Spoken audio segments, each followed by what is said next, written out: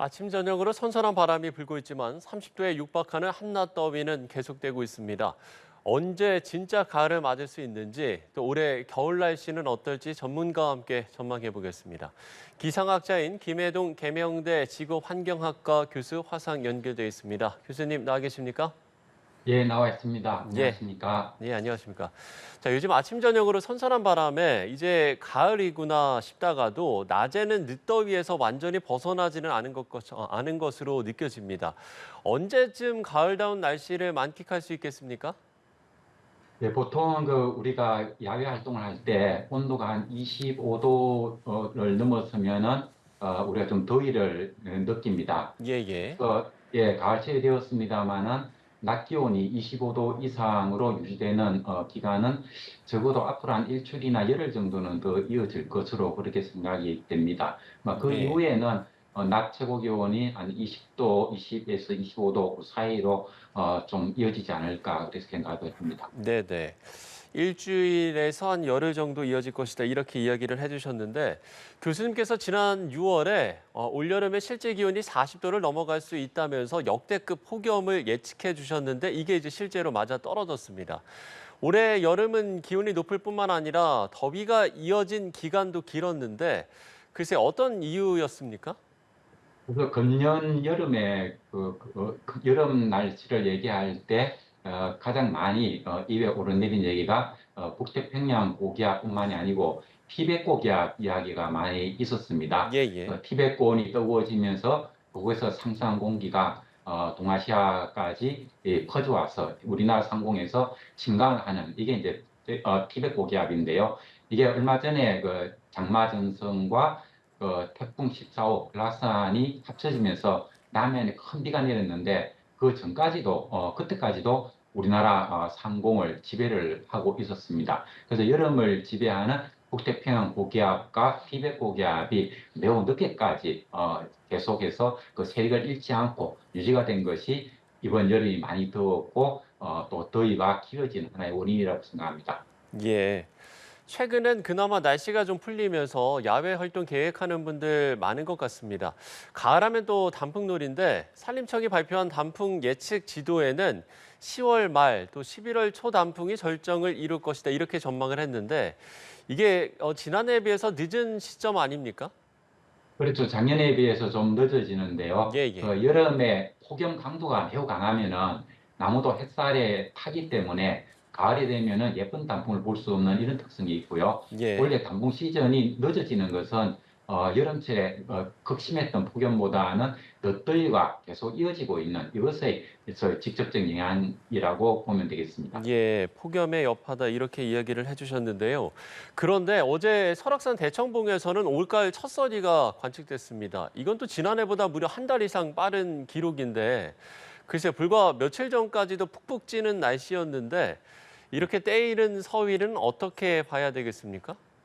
그렇죠. 요즘 야간이 되면은 낮에는 뜨겁지만 밤이 되면은 좀 선선한 이런 날씨를 볼 수가 있는데요. 예, 이게 이제 북쪽 대륙에서 발달한 건조한 공기, 선선하고 건조한 공기가 우리나라를 덮기 때문입니다. 그래서 하늘에 구름이 거의 없는 거죠. 그러다 보니까 낮에는 지면에 햇빛이 많이 도달되니까 낮의 온도는 많이 올라가고 야간이 되면은 지표가 우주 공간으로 내보내는 북사에너지가 구름이 없기 때문에 구름에 의해서 차단되어서 다시 그 북산이지가 땅으로 내려오면 온도가 덜 내려가는데 지금 하늘이 너무 맑기 때문에 예, 지표가 복산 냉각을 받기가 아주 유리한 그런 상황이기 때문에 온도가 많이 내려가고 있습니다. 예. 폭염 뒤에 첫서리가 한 달 이상이나 일찍 관측이 됐는데 그럼 겨울 추위도 예상보다 이르게 찾아올 가능성 있습니까?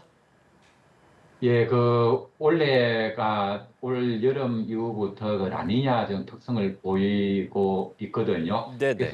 올해 겨울이 예년에 비해서 많이 춥고 폭설도 내릴 것으로 생각됩니다만은 겨울이 시작되는 시기는 뭐 그렇게 빠르지 않을 것으로 생각을 합니다. 작년에도 보면 11월 한 13일경까지 우리나라 낮 최고 온도 29도까지 올라갔었거든요. 근데 올해도 뭐 그 정도 될지는 모르겠지만 11월 초 상순까지도 예년에 비해서 좀 고온의 날이 쭉 이어지다가 갑자기 온도가 툭 떨어지면서 겨울로 접어드는 그런 날이 좀 되지 않을까 그렇게 생각합니다. 예. 올해 이제 워낙 이례적인 날씨가 이어지다 보니까요. 다가올 겨울 날씨 정말 어떨지 걱정이 앞서는데 글쎄요, 교수님께서는 어떻게 전망하세요? 이번 겨울 날씨 얘기합니까? 예. 예, 다가올 금년 겨울이요. 겨울 같은 경우는 그 라니냐 해거든요. 예. 올해가. 그러니까 이 라니냐 해가 되려고 하면은 적도 동부 태평양의 수온이 평년치보다 0.5도 이하로 떨어져야 되는데 아직 거기까지는 도달이 안 되었기 때문에 라니냐가 정착되었다 이렇게는 말할 수 없지만 서쪽에 인도네시아 필리핀 쪽의 수온이 높아지고 동쪽의 수온이 낮아지는 라니냐적인 특성은 많이 나타나고 있습니다. 그래서 라니냐적인 특성이 많이 나타날 때는 이 한파가 매우 기승을 부립니다. 가장 최근에 이런 일이 있었던 것은 트리플 딥다리 라니냐에서 3년간 계속 이어져서 라니냐가 있었던 2021년 12월부터 2022년 2월까지 대단한 한파가 우리나라하고 미국 대륙을 습격한 적이 있습니다. 그래서 우리나라도 대한한파에서 영하 18도까지 내려가는 그런 추위가 있었고 미국에서는 저 남쪽에 있는 텍사스까지도 영하 18도의 한파가 나타난 적이 있는데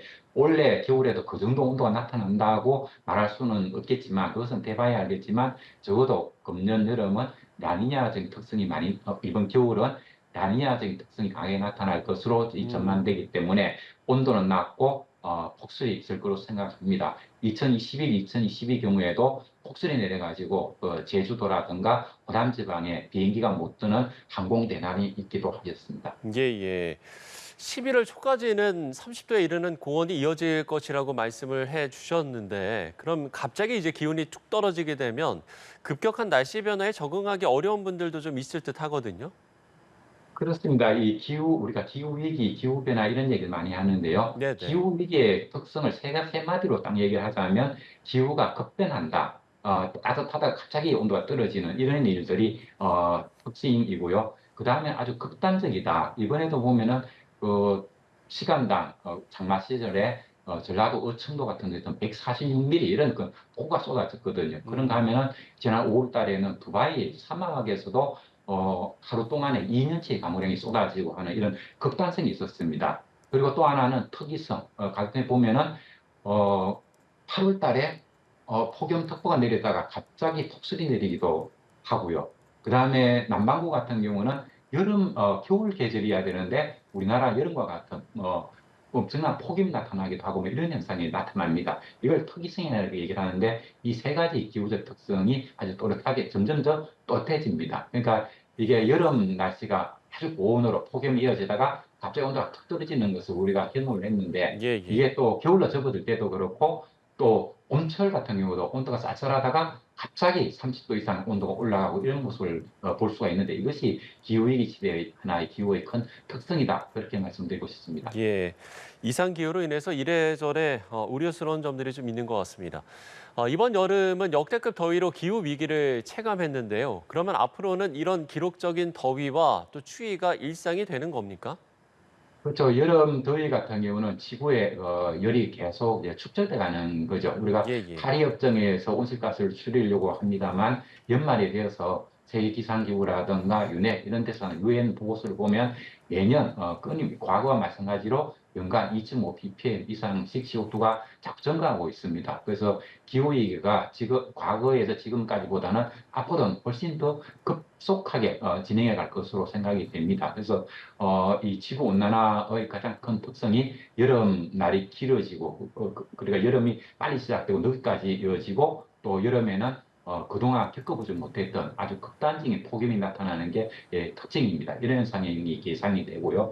대신에 겨울 온도 같은 경우는 일상적으로 대체적으로는 따뜻해져 갈 겁니다. 그렇지만 금년 겨울 우리가 다가올 겨울이라든가 혹은 2021, 2022 겨울처럼 라니냐 현상이 나타날 때는 아주 그 모습을 바꿔가지고 한파 그리고 폭설 이런 것들이 오는 겨울도 가끔씩 나타나게 됩니다. 예.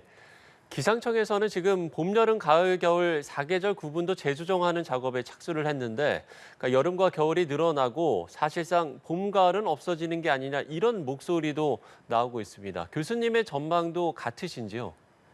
그렇죠. 그 여름날이 길어지고 겨울이 짧아지고 이거는 뭐 아주 또렷합니다. 과거 한 예. 30년 전만 하더라도 우리나라는 여름이 짧고 겨울이 긴 나라였는데 이게 완전히 반대로 바뀌었습니다. 네네. 그리고 봄과 가을 같은 경우는 날수, 봄 일수, 가을 일수 이 자체에 큰 변화는 없는데 봄의 경우에는 빨리 시작되고 빨리 끝나고 가을은 늦게 시작돼서 늦게 끝나 이런 특성이 있습니다. 근데 봄이라고 치더라도 꼭 여름 같은 봄, 그다음에 여름 같은 가을 이렇게 이제 음. 나타성이 있습니다. 예, 예, 알겠습니다. 자, 마지막으로 태풍에 대해서 질문을 드려보면 지금 이제 기후변화의 영향으로 가을 태풍이 더 강하게 또 자주 나타날 거란 예측도 나오고 있습니다. 그런데 지금 10월이 코앞인데 올해 한반도에 상륙한 태풍은 아직 없었거든요. 이 태풍의 직접 영향을 받을 가능성 아직 남아 있습니까? 그래서 태풍 같은 경우는 제가 6월 달에 전망을 하기로 태풍이 네네. 많이 발생하고 우리나라에 영향을 많이 끼칠 것이다 이렇게 전망을 했었는데 그게 좀 빗나간 거죠. 그 이유를 보면은 티벳 고기압이 이렇게 강하게 그리고 오랫동안 지속될 줄 몰랐습니다. 예. 이제 사우플라산 같은 경우도 티벳 고기압이 그 고기압이 있으면 시계 방향쪽으로 바람이 불기 때문에 그래서 8월 9월임에도 불구하고 태풍이 중국 대륙 쪽으로 올라가는 이런 특이한 경로를 보였었거든요. 그래서 막 그래서 태풍이 우리나라에 영향은 아주 영향을 미치지 못했습니다. 그렇지만 10월 달에도 열대 서부에게 손이 높기 때문에 태풍이 계속 발달은 하고 있습니다. 음. 그렇지만 이 태풍이 올라오기 위해서는 북태평양 고기압이 우리나라를 덮어야 되고 그리고 상정 제트 스트림이 다시 지금 일본 열도 밑으로 내려가 있는데 이게 다시 우리나라 쪽 올라가야 되거든요. 예, 예. 근데 그런 가능성이 전혀 없다고는 말할 수 없겠지만 확률적으로 볼 때는 다시 우리나라에 장마 전선이 형성되고 제트 스트림이 위로 올라와서 태풍을 우리나라로 끌고 올 그럴 가능성은 확률적으로 대단히 낮지 않을까 그렇게 음. 조직적인 전망이 됩니다. 예, 예, 알겠습니다. 자, 태풍 전망까지 해봤습니다. 김해동 계명대 지구환경학과 교수와 이야기 나눠봤습니다. 교수님 오늘 말씀 고맙습니다. 예, 고맙습니다.